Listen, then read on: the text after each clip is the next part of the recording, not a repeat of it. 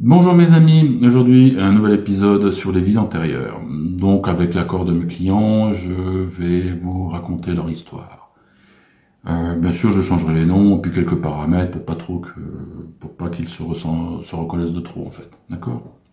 Bon, il y a un client qui vient, que j'avais vu sur un salon, qui avait dit écoutez, je préférerais prendre une séance chez vous, donc j'ai dit écoutez, il n'y a pas de souci, pas de problème. Donc la personne vient à mon cabinet. Puis préalablement, je discute un peu avec elle, j'essaie de voir un petit peu quelles sont ses souffrances, quels sont ses problèmes. Après, la personne me dit ce qu'elle veut. Hein. Je suis pas intrusif. Hein. J'écoute les gens, elle me dit ce qu'elle veut. Quoi. Et en fait, la personne me dit, écoutez, j'en ai marre de mon boulot, j'en ai ras-le-bol, je veux changer. Je veux changer. Je veux plus rester, je veux changer. Je sais pas. Est-ce que d'après cette séance, vous saurez si je dois changer ou pas, oui ou oui, quoi. Bon, je dis, écoutez, pas de problème, installez-vous, quoi. On va voir, hein. On va voir ce qui arrive. Donc la personne s'installe, elle s'allonge, je mets la main sur elle et je commence à canaliser. Et je vois des choses.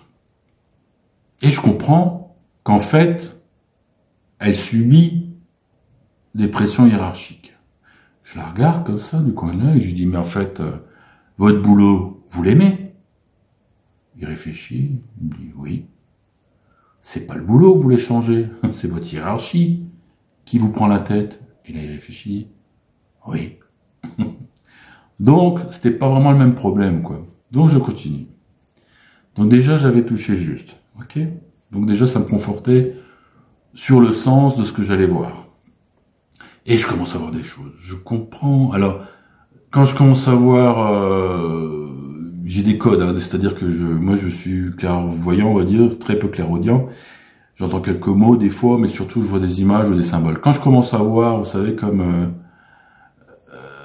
je crois que c'est la tapisserie de Bayeux, je crois, c'est ça, qui fait 30 mètres de long, vous savez, c'est dessiné, vous voyez un petit peu comment c'est dessiné. Quand je commence à voir des choses comme ça veut dire qu'on est au Moyen-Âge. Et je voyais. Et je comprends que, donc je lui dis en direct, moi je comprends que il est gardien d'une cité, gardien d'une ville, qu'il est payé par les notables de la ville. Je comprends qu'on est entre 1500 et 1550, je sais pas pourquoi, j'ai cette information-là, cette compréhension-là. Je comprends donc qu'il est payé par les notables de la ville. Donc à l'époque, hein, bon, ma culture là-dessus, c'est pas ça, mais si j'ai bien compris, hein, il y avait donc des corporations, la corporation je pense des ferronniers, des tisserands et tout ça. Et chaque corporation donc avait certainement un maître de corporation, voilà, je sais pas comment on peut dire, et devait certainement payer des impôts à la ville, enfin des impôts et des taxes comme aujourd'hui, quoi. Et donc ce gars-là, qui était le gardien de la ville, était payé par eux. Et il y a quelque chose, je vois qu'il y a quelque chose qui se passe mal. Pour moi, j'ai l'impression qu'il y a eu un feu, ou en tout cas, il y a eu un malheur. Et il s'en est pris plein la gueule. Il s'en est pris plein la tête. Vous savez, comme aujourd'hui, hein, c'est-à-dire, ouais, on les paye, ils servent à rien, regardez, ça a pris feu, ils ont rien pu faire, ils servent à rien. Voilà, c'est un peu comme aujourd'hui, quoi, hein, d'accord? Et je comprends parce que je vois un gars qui sort du lot, hein, qui prend mais vraiment le chou, un gars avec un gros nez. Je lui dis même au gars avec lequel je travaille actuellement, à ce moment-là, votre chef hiérarchique, là, il vous prend la tête. Il me dit oui. Est-ce qu'il a un gros nez? Je sais plus ce qu'il me dit, mais je crois qu'il me dit, ça peut être ressemblant, quoi. Bon, bref, on est un petit peu dans le détail, hein. Je comprends. Donc je lui dis, bah écoutez, vous êtes en train de revivre une situation qui n'est pas digérée. Parce que cette situation d'aujourd'hui, vous êtes en train, vous l'avez déjà vécue au Moyen-Âge. Et je dis, et je vois vraiment quelqu'un, je lui dis, vous étiez un gardien de la cité. Et je peux lui décrire, parce que ce que je voyais aussi comment il était habillé. Je dis, vous êtes habillé en bleu et en rouge. Vous savez, comme les polichinelles, là, il avait 4 carrés sur le torse, bleu, rouge, comme ça. Et je voyais qu'il avait vraiment un grand, mais je savais que c'était pas une albarde, mais je savais que c'était un grand truc, quoi. Et je lui décris tout ce que je vois. Et je dis, voilà pourquoi aujourd'hui vous vous en bavez avec votre chef, c'est parce qu'il s'est mal passé, ça s'est mal passé. Et là, vous revivez. Et tout à coup, je refais un bond. Et je dis, oula. Ça veut dire que ça, c'était juste un bond dans sa réincarnation. L'origine n'était pas encore là. D'accord? Et je refais un bond. Là, je vois des toches blanches. Je dis, ok. Alors là, on est dans l'époque, alors je sais pas si c'est grec ou romain, je sais pas. La date, j'en sais rien. On doit être, à mon avis, plus ou moins 400 avant ou après Jésus-Christ, je vous le dis. Vu comment, parce que c'est souvent, ce que je vois, il n'y a pas marqué, on est en 1200, on est en 1700, c'est souvent par rapport à comment sont habillés les gens, par rapport à des intuitions de choses comme ça. Bon, bah là, je sens que voilà. Après, c'était pas important que je connaisse vraiment la date là, mais je comprends qu'on est vraiment à une époque grecque ou romaine. Je comprends que ce gars que je vois, donc c'était lui, et qu'il est responsable des termes. Or, dans la vie actuelle, il travaillait pour un grand groupe de l'eau, du service des eaux. Donc, il était en train de revivre ça. D'accord ? Et je comprends qu'il a des esclaves et que c'est une vraie pourriture. Voilà. Et donc, le fait qu'il était une vraie pourriture, qu'il est manager, on va dire, si on peut dire ça comme ça avec des esclaves, quoi. Le fait qu'il est managé comme un enfoiré, bah aujourd'hui il le paye. Karma. Voilà. Donc aujourd'hui, il vit ce qu'il a infligé aux autres. Voilà. Il vit ce nœud-là. Donc, il y a un travail qui se fait. Donc, je vais pas vous dire tout, enfin bon, bref, on travaille là-dessus. On libère le problème, entre guillemets, quoi. Et la séance se termine. Voilà.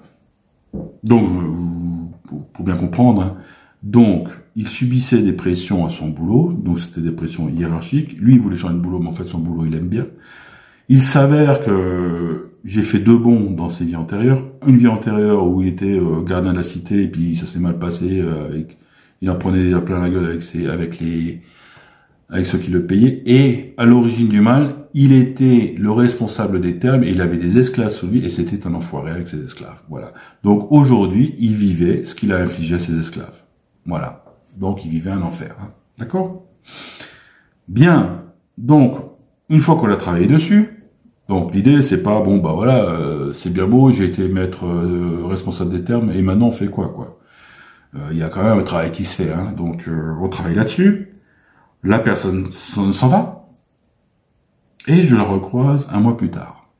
Alors bien entendu, hein, dès que la personne est partie, moi la première chose que j'ai faite c'est que je suis allé sur internet parce que j'avais vu le gars en bleu et en rouge habillé comme ça avec une espèce de truc. Je savais que c'était pas une hallebarde mais j'arrivais pas à voir ce que c'était et je suis tombé dessus. Il s'avère que les premiers policiers de la ville de Paris, qui étaient au nombre de 200, c'était en 1530, enfin je sais plus, en tout cas c'était après 1500, ils étaient habillés comme ça, en bleu, comme les polichinelles, en bleu et en rouge, et qui n'avaient pas une hallebarde, et ils avaient on appelle ça une pointe là, une pique, une lance, voilà, une énorme lance, un énorme pic. Bref. Et ce qui est incroyable aussi, c'est que j'ai vu, ils ont changé beaucoup de vêtements, beaucoup de leur façon de s'habiller, et donc cette apparence a changé et n'a duré, d'après ce que j'ai compris, qu'une 20aine d'années. Donc on peut vraiment situer ça à une époque très précise. Voilà. Bref, cette personne s'en va, et je la recroise un mois plus tard sur un salon. Et moi, son histoire m'avait choqué, donc je l'avais retenue, hein, ce qui n'est pas toujours le cas. Bref.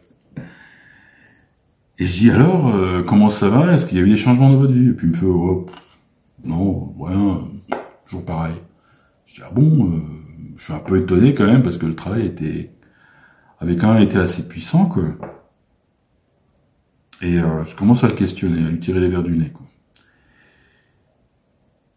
Faut savoir que quand vous quittez de chez moi, il y a un petit travail à faire. Si vous faites pas ce travail, il y a 70% du travail qui est à jeter, en fait, quoi. C'est-à-dire que vous êtes votre propre sauveur, quoi. C'est-à-dire que si vous venez ici, c'est il y a pas vas-y fais guéris-moi puis moi je sors et puis je galope. Non, je fais, je mets on lève le lièvre entre quelque part, mais après vous avez un travail à faire. Donc je le questionne, il dit ah bah non, j'ai pas fait ce que vous m'avez demandé de faire. Bon déjà, ok, voilà. Mais je le questionne quand même parce que je me suis dit on a quand même bien bossé. J'étais étonné que rien ne se passe dans sa vie, quoi. Rien ne bouge. Et il me dit quand même, il me lâche. Bah vous savez, il me dit, à mon boulot, On m'a proposé de devenir le responsable de la sécurité. Et là, je dis, mais j'ai dit, mais foutez de moi, quoi. Je dis, comment ça, je me fous de vous? Je vous vois là, vous me dites que rien ne se passe dans votre vie, je vous tire les verres du nez, moi j'y vais cash là. Je vous tire les verres du nez, et là j'apprends que on vous propose le poste de responsable de la sécurité. Je dis, ça fait combien de temps que vous êtes dans votre boîte? Il me dit, oh, je sais pas, une vingtaine d'années. En 20 ans, combien vous avez eu des propositions pour tel poste? Il a répondu, aucune. Et donc là, ça bouge, et vous dites que rien ne bouge. Vous voyez? Bon bref. En gros, en plus, ce qui est extraordinaire, donc pour vous situer, donc il était responsable des termes. Dans la vie actuelle, il était aussi au service des eaux, donc il revivait ces vies-là. Et là, la vie qu'on lui proposait, c'est-à-dire, il avait la possibilité de guérir tous les nœuds, ces 2 nœuds. Parce qu'il y avait eu aussi le 2e nœud, il y avait certainement des choses encore en souffrance à libérer. C'était quand il était au Moyen-Âge en tant que gardien de la cité de la ville de Paris, qui était en lien avec l'histoire des termes romaines. Mais bon, ça a dû certainement rajouter un 2e nœud. Et donc là, on lui permettait, parce qu'on lui disait, voulez-vous devenir responsable de la sécurité du grand groupe? Vous vous rendez compte? Ça veut dire que c'est comme si on lui dit, voulez-vous devenir le gardien de la cité de Paris? Donc c'était un grand poste, vous voyez ce que je veux dire? On lui permettait de revivre ça, mais maintenant avec la compréhension, avec la connaissance qu'il a aujourd'hui. Voilà. Mais il était tellement dans la victimisation. Oh là là, mon chef me fait souffrir, mon chef me fait souffrir, mon chef me fait souffrir. C'est pas ce qu'il disait, mais pour vous dire, pour vous expliquer un peu comment moi je le comprends quand je vois les personnes, quoi. Il était tellement dans cet univers-là, bah, que les choses venaient à lui, qu'il les voyait même pas, quoi. Il a fallu que je le recroise une fois sur le stand, pour lui mettre limite une baffe, quoi. Voilà. Bon. J'espère qu'il va pas se reconnaître. Mais en fait, c'est comme ça que je l'ai compris, moi. Voilà. Donc voilà, ça c'était l'histoire on va l'appeler comment cette histoire? Du gardien de Paris. Voilà. Donc son nœud à lui, c'était ses actes qu'il subissait parce qu'il les avait faits. Voilà. C'était en fait, il a donné des coups de bâton, bah là il les prenait, les coups de bâton maintenant, quoi. Voilà. Donc attention à ce que vous faites. Attention à ce que vous dites, attention à ce que vous faites. Voilà, j'espère que cette histoire vous a plu. Je vous dis à bientôt, peut-être pour une prochaine vidéo. Merci beaucoup, belle journée à vous.